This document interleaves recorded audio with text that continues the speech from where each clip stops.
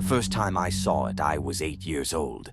I was staying at my grandmother's house in the countryside, a small, creaky house surrounded by endless fields of corn. She was kind but strict, always warning me about wandering too far at night. "Things come out after dark," she said. "Things that don't belong in our world." I didn't listen. That night, restless and curious, I sneaked outside. The air was thick and humid, the cornfields rustling softly in the breeze. Fireflies blinked in the dark, and the distant sound of crickets filled the silence. I was about to turn back when I saw something, a shadow. It stood at the edge of the field, just beyond the reach of the porch light. It was tall, impossibly tall, with long, spindly arms and fingers that twitched like dying insects. Its head was tilted, watching me. I couldn't move.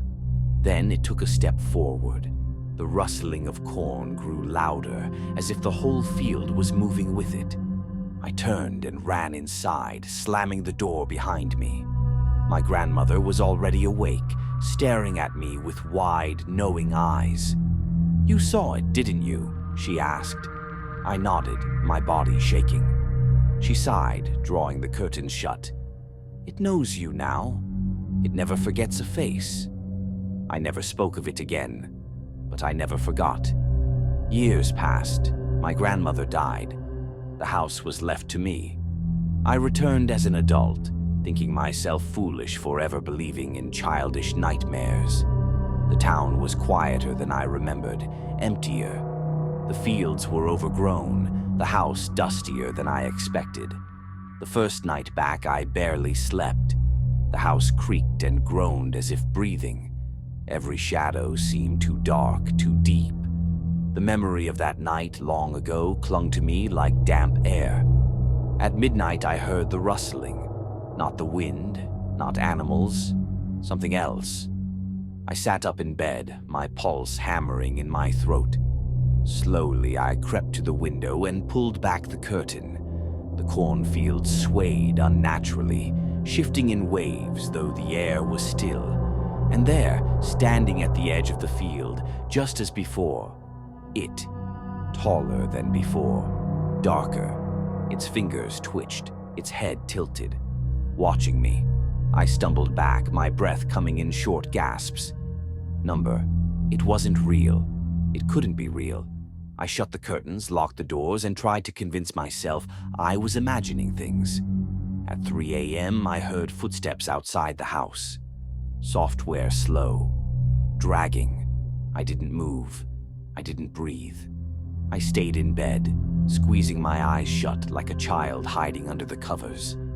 The footsteps circled the house. The boards on the porch creaked. Then, knocking. Slow, deliberate knock.